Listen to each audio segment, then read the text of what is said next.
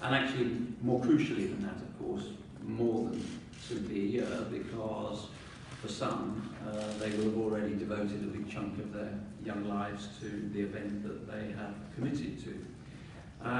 We will continue to evolve, initiate, innovate. Those conversations are taking place within our sport. You know that because we've talked about this on many occasions, and they continue to be discussed with the IOC.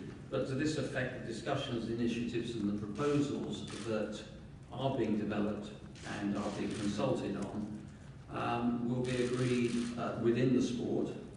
They will be introduced post the 2024 games, and of course after the 2020 games, and they will of course all be those initiatives, those ideas will be consulted on widely within and without the sport over the coming months.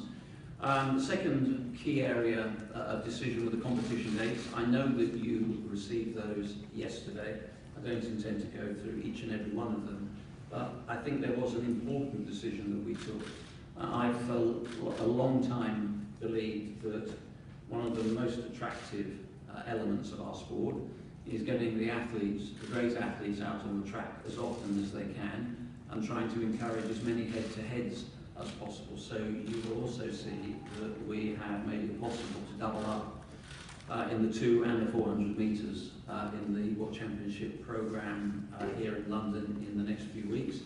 Olivier talked about the Athlete Integrity Unit. As you know, that was up and running on April the 3rd. Last week we announced David Howman as the chair of the Athlete Integrity Board.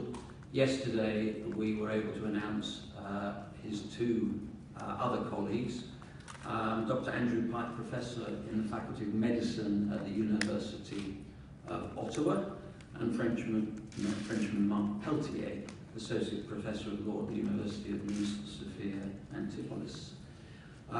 They are of course joined, and I'm delighted that we have with us this evening.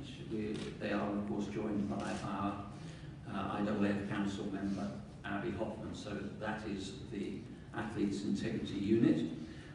We also had progress reports on the three key pieces of work that I've long since felt was necessary.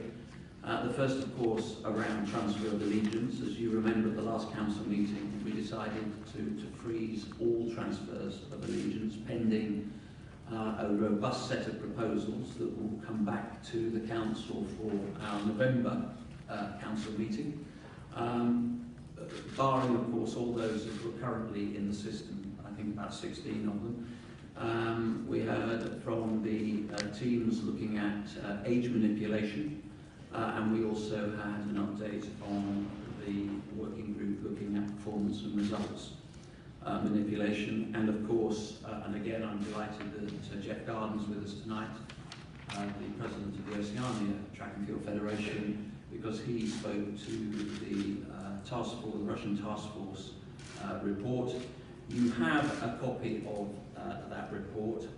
The task force was disappointed with the lack of progress that has been made since their last report, particularly in some key areas around testing, around the ability to get hold of athlete biological passport samples, and of course the ongoing issue around closed cities, and of course the ongoing employment of coaches who are still, from a tainted system, who are still plying their trade. I'm happy obviously to answer any more detailed questions on that, but I think I have to be clear here. There is no reason why better progress has not been made. And RUSAF should be under no illusion at all. The criteria that we laid down is the criteria that stands. This is not, something to be sort of dusted down and cherished only for its irrelevance. This is what we are working to. We will stick to them. It has always been our intent to separate where we possibly could the athletes eligible for competition from the tainted system, we will continue to do that, but this should not be construed as a shortcut to reintroduction. It is not. That criteria is serious and will be followed through. So that is really, I guess,